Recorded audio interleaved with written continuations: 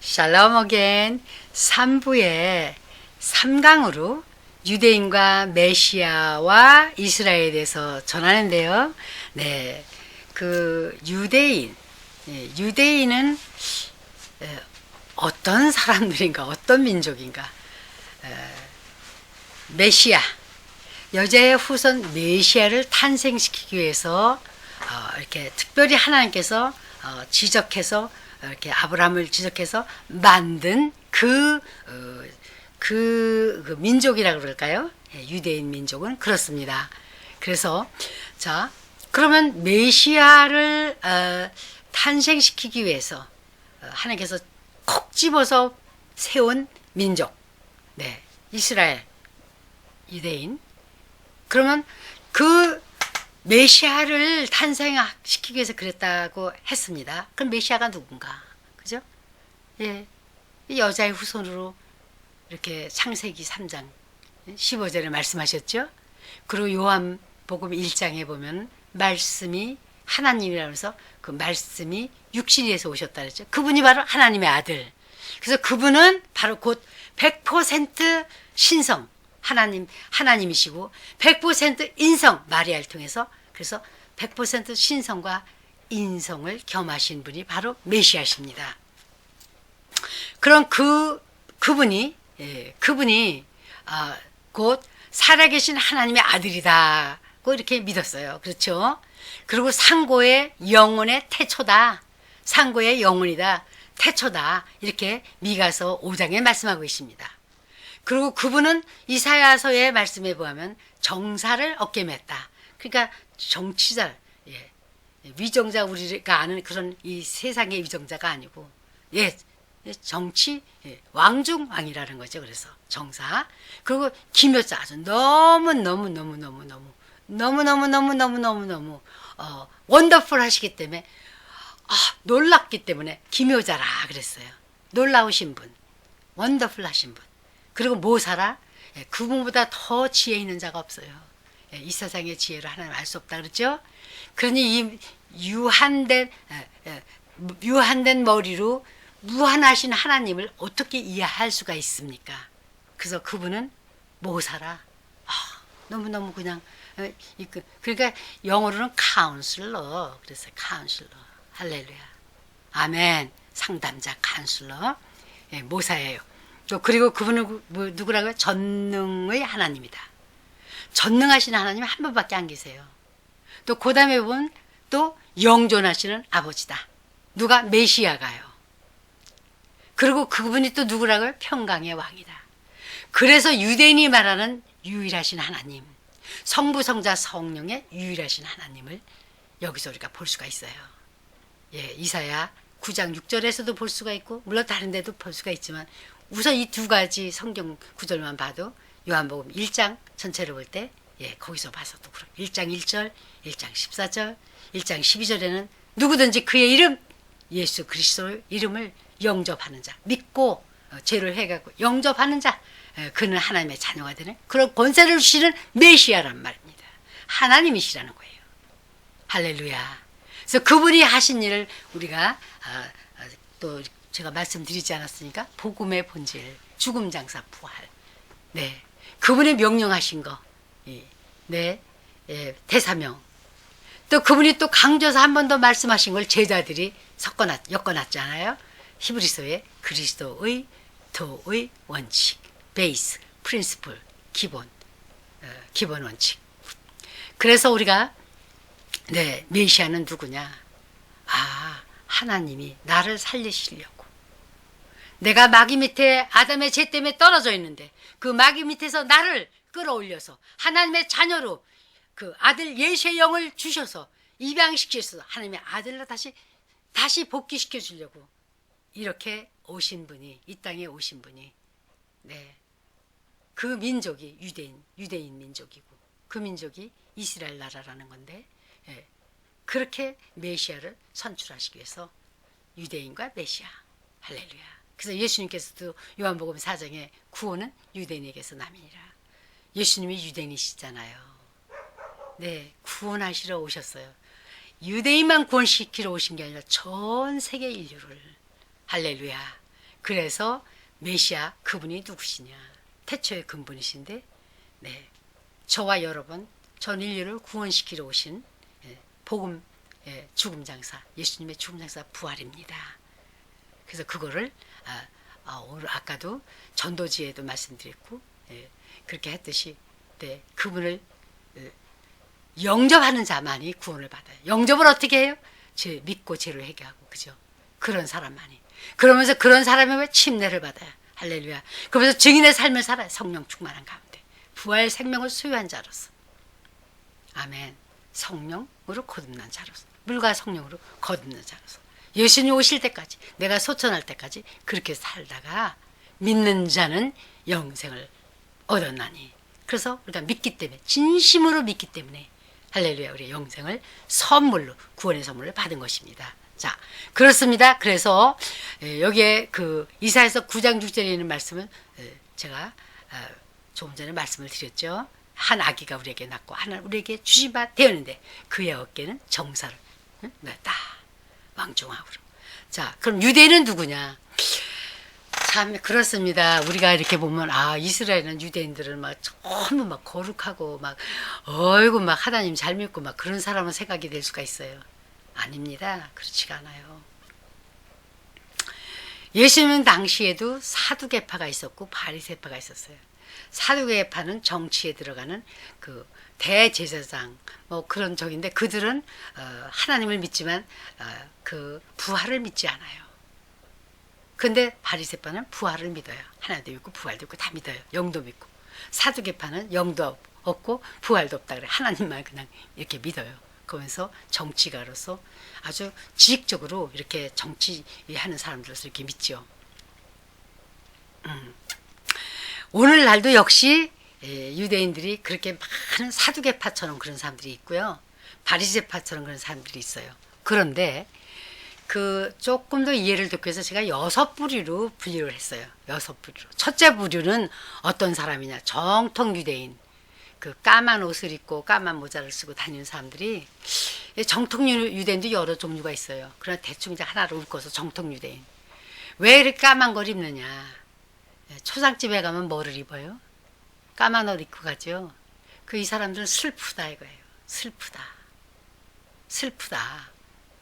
나라를 잃고 하나님께 제사도 못 지내고 그 율법대로 하는 대로 못해서 슬프다. 뭐 그중 이제 여러 종류가 슬픈 것도 있겠지만 크게 볼 땐 제가 그렇게 말씀을 드립니다. 그래서 까만 옷을 입고 저 기도하면서 이렇게 성전이 지어져야 되고 막 이런 여러 가지로 그런 이제 정통인 유대인이 있습니다. 두 번째로는 보수적이며 종교적인 유대인들이 있어요. 그렇게 정통파처럼 까마도 입고 막 그렇게는 안 해도 랍비 이런 건 안 해도 아주 여기다가 모자를 이렇게 키파라고 씁니다. 이렇게 동그랗게 쓰고 왜 하나님 앞에 머리를 이렇게 감추는 거죠. 감히 하나님 앞에 이 머리를 드러내면서 그거 하는 게 아니고 아주 겸손한 그런 태도를 취하는 것 같아요. 키파 쓴다는 것이.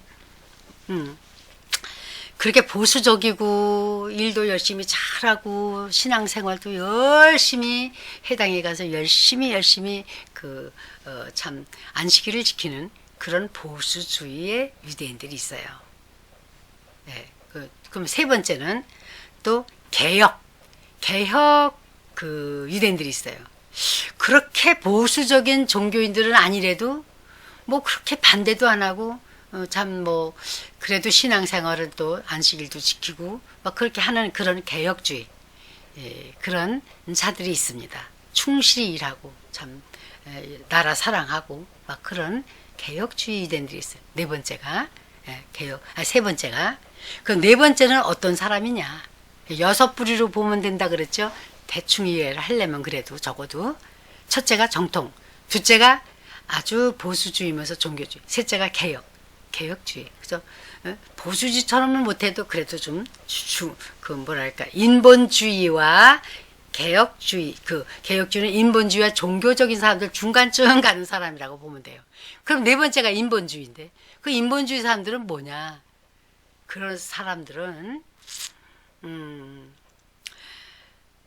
뭐라 그럴까? 하나님도 안 믿어요. 하나님이 있다 그러면 하나님 계신다 그래도 그냥 종교생활 안 해요. 해당도 안 가요. 그냥 그렇게 하면서 뭐 율법으로 뭐 이 음식들 이렇게 가려 먹으라 저러면 아이고 그저 저 정통주의들이 그냥 그렇게 그냥 그러기 때문에 우리가 이 세계에 살면서 왕따 당하고 상한다고 왕따 당하고 산다고 그러면서 예를 들어서 소고기 뭐 양을 구면은 내놓으라 합시고 돼지고기를 구워요. 돼지고기요. 그러니까 정통파 유대인들 볼 때는 막 아우 쟤네들 때문에 우리나라가 망해. 그래가지고 또 몇천 년 어디 가서 묶여 살다가 없고요. 막 손가락질고 뭐 야단을 쳐요. 그것도 인본주의 사람들은 저렇게 저러니까 우리가 늘 왕따 당하고 살지 하면서 서로 손가락질을 하는 거예요. 아주 참 슬픈 그런 일들이 일어나고 있습니다. 자, 그 다음에 다섯 번째의 그 유대인들은 이제 메시아닉 유대인이라 그래요. 근데 원래가 정통주의, 보수적인 유대인, 인본적인 유대인이고 뭐 개혁주의 유대인들은 메시아닉 유대인을 인정하지 않았어요. 그러나 얼마 전 몇 년 전부터 메시아닉 유대인도 있다. 유대인 중에. 그럼 메시아닉 유대인이 누구냐?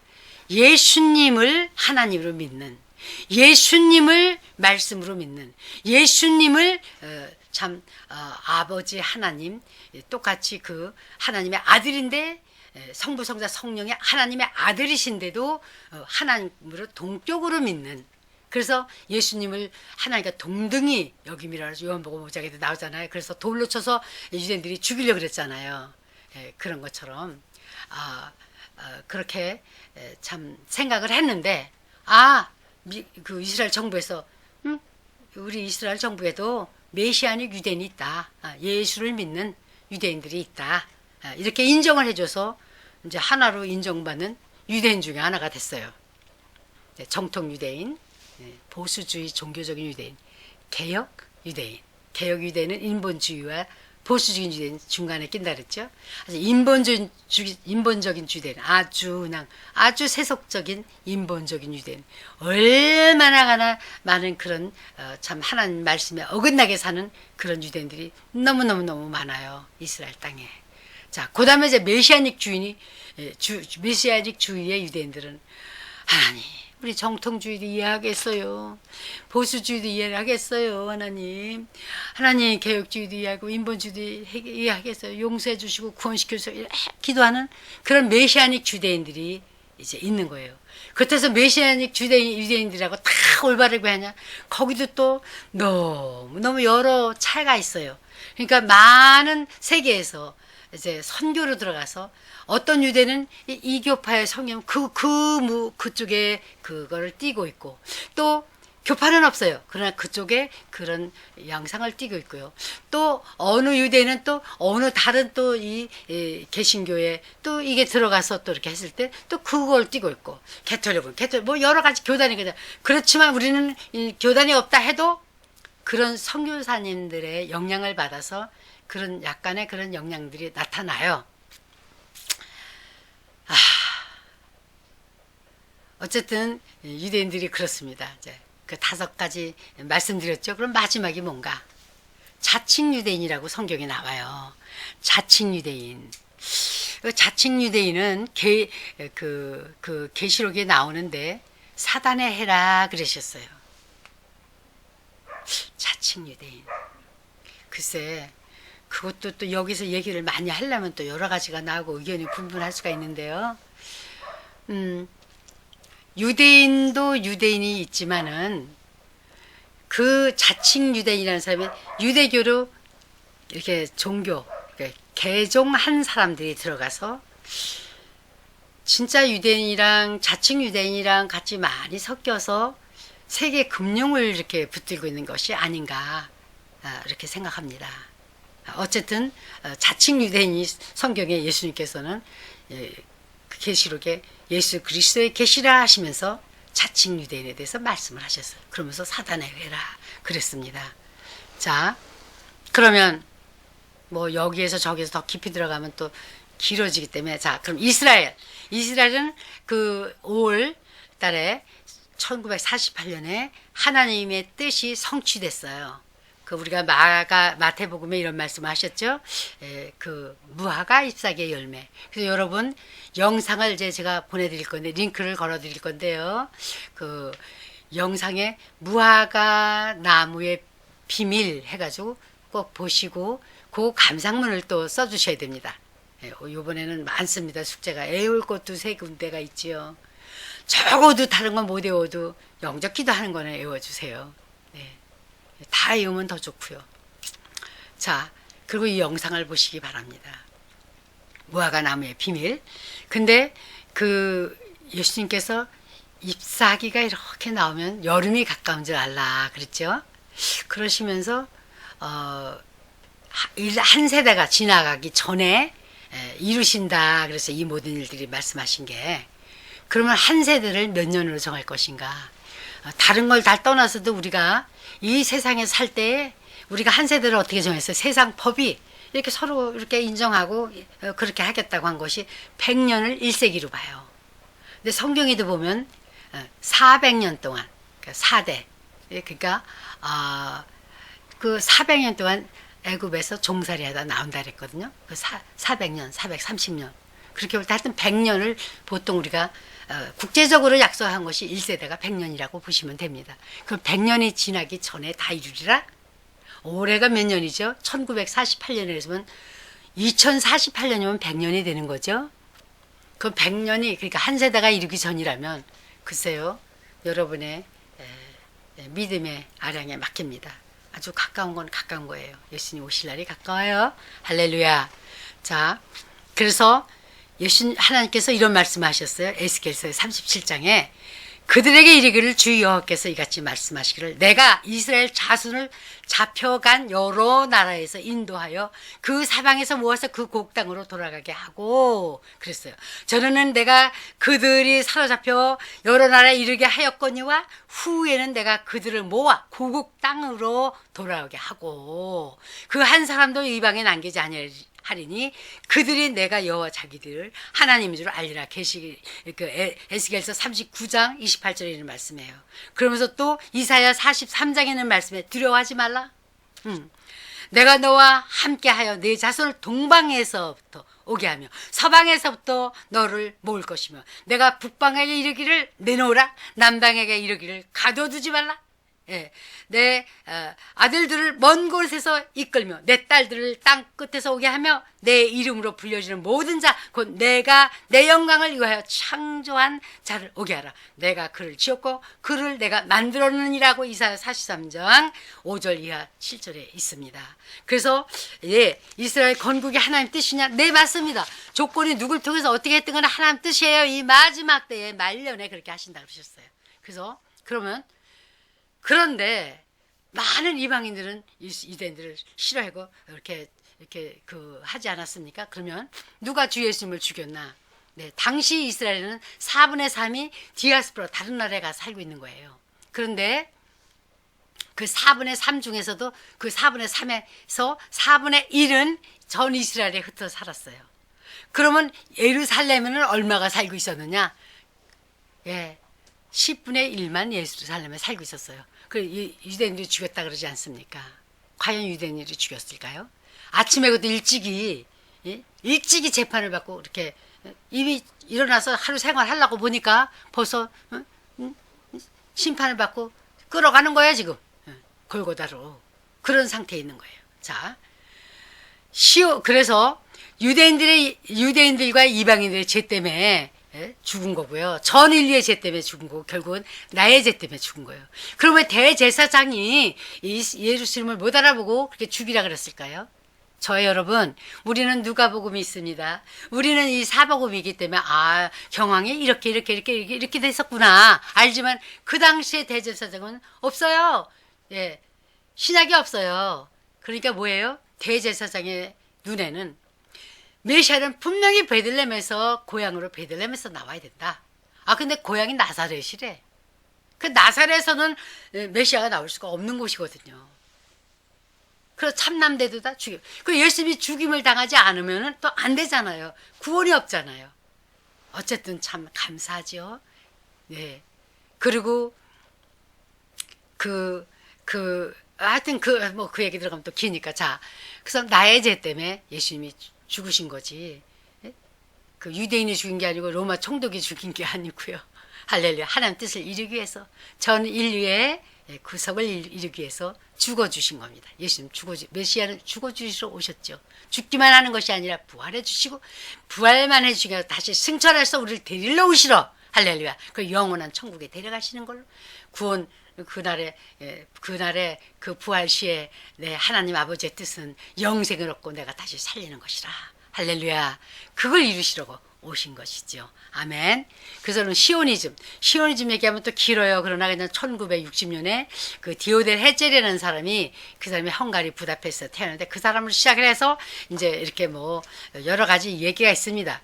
스위스 바젤에서 열렸고, 또 영국 수상이 이제 로드 발포가 이렇게 이제 비밀 조약에서 선포했어요. 거기다 이스라엘에다 이걸 땅을 주겠다고. 그런데 이제 하여튼 뭐 어쨌든 주겠다 그러는데 요르단까지 다 포함한 땅들이었거든요.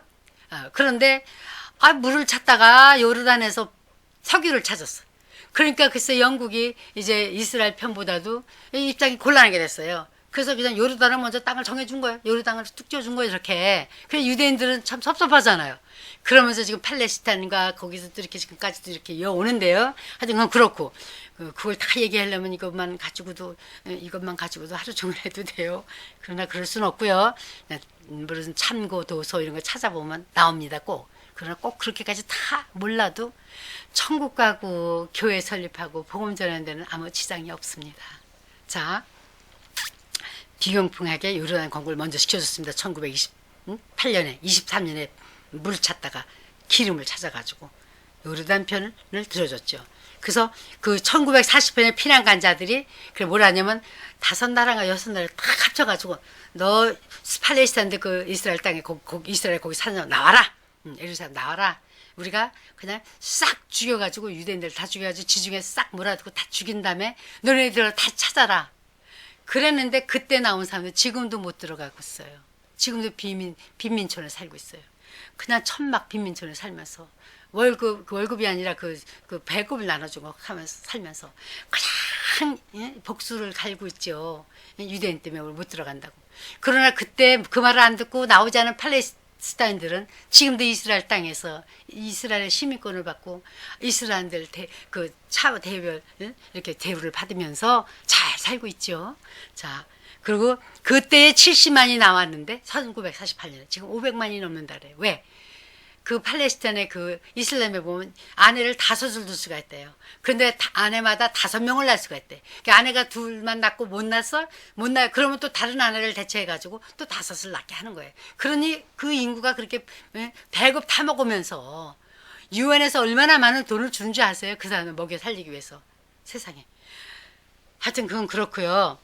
그래서 그때에 그 1949년에 요르단이 서방 쪽과 동 예루살렘을 요르단이 차지했어요. 1949년부터 그거를 그런데 67년 6.1 전쟁 때 서방 쪽과 그 동예루살렘을 다 찾았죠. 그래서 예루살렘이 그 유대인들이 그걸 다스립니다. 뭐 거기까지만 하겠습니다. 그럼 유대인의 고대 신앙이 새로운 주다이즘으로 이렇게 했는데 요거를 말씀드리고 끝을 맺겠습니다. 자, 여러분, 왜 하나님께서 그 성전, 제사 지는 성전을 부셨을까요? 왜 돌 하나에 돌도 남지 않게 다 부서뜨리게 허락하셨을까요? 제사가 필요한가요? 우리 예수님께서 다 지내주셨지 않습니까? 그죠? 그러면서 성전이 누구예요? 우리 예수님이 성전이고 또 믿는 우리 보고 고린도전서 3장 16절에 말씀하신 대로 너의 몸이 성전인 것을 알지 못하느냐? 네, 더럽히면 하나님이 멸하시라 그랬죠. 그래서 성전이 우리 몸, 우리가 예수님을 영접을 했을 때 우리 몸 안에 우리가 성전 삼아 계신단 말이죠. 그러니까 다시는 동물의 제사가 필요 없어요. 예수님 피로 다 해결됐기 때문에. 그 더 이상 제사가 필요 없어요. 그래서 하나님 허락하셨어요. 그런데 유대인 입장이 저와 여러분 유대인으로 한번 돼봅시다. 이거 큰일 났어요. 예? 제사를 지내야지 제사함을 받는데 말이죠. 1년에 한 번씩 대속죄일날. 그런데 글쎄 그런단 말이죠. 그러니 어떻게 하면 좋아요? 네. 그래서 그 70년 그 야나해라고 90년 70년대 다 그게 헐어졌지 않습니까? 쫓겨남을 당하지 않았습니까? 갈릴리 암니아라는 해의 때에 유대인들에게 해의 때에 이 새로운 유다이즘을 만들었다고 생각이 저는 그렇게 됩니다. 왜냐하면 그들이 정한 것이 뭐냐면 율법이 거룩한 문서 그 인정하고요. 회개하고 구제사 그게 선한 일하면 기도하고 율법이 이제 최고의 하나님 말씀이고 그리고 기도하고 회개하고 구제사 이게 뭐야? 기도 회개 구제사 요거를 하면은 된다 이렇게 자기들끼리 정하신 것 같아요. 그래서 그거 하고 있어요 지금. 근데 그게 자기들 중에도 오늘날 그 랍비 중에 보니까 그것만도 부족하다 싶었는지 흰 닭을 갖다가 대속죄의 날 이렇게 머리에다 흰닭은 하얀 닭 이렇게 눈같이 하얘지리라 제가 깨끗해지라 그래 하필이면 흰 닭을 구해가지고 머리 위에서 잘라가지고 피를 흘려서 그 제사함 받겠다고. 아니 닭 피로 무슨 제사함을 받아요. 그래서 그 유대인들도 칼급해서 그러니까 그 사람들도 구원받아야 될 그러한 대상이라는 거예요. 우리 예수님을 모르기 때문에 예수님이 제사지 어린 양 대속제물로 지내신 걸 모르기 때문에 그래서 참 회당 중심으로 모이면서 회당에선 제사 지낼 수가 없으니까 성전에서 제물을 태우고 번제를 드리고 대속제를 해야 되는데 그게 안 되니까 지금 그러고 있습니다. 그런 가운데 지금 저렇게 많은 사람들이 성경에 나온 대로 평화 조약이 이루어져야 되고 그럼 평화 조약이 지금 오늘날 바레인가 사우디아라비아에서 다 좋지만 그게 아니고 중점은 팔레스타인과 이스라엘이 평화 조약이 이루어지고 전 세계가 아주 공통적으로 똑같이 종교 통합을 선언하고 그렇게 되면서 보면은 예수님 오실 날이 정말 문 앞에 더 가까운 걸 우리가 느낄 수가 있습니다. 감사합니다. 사랑합니다. 예수님의 이름으로 축복합니다. 샬롬. 요거는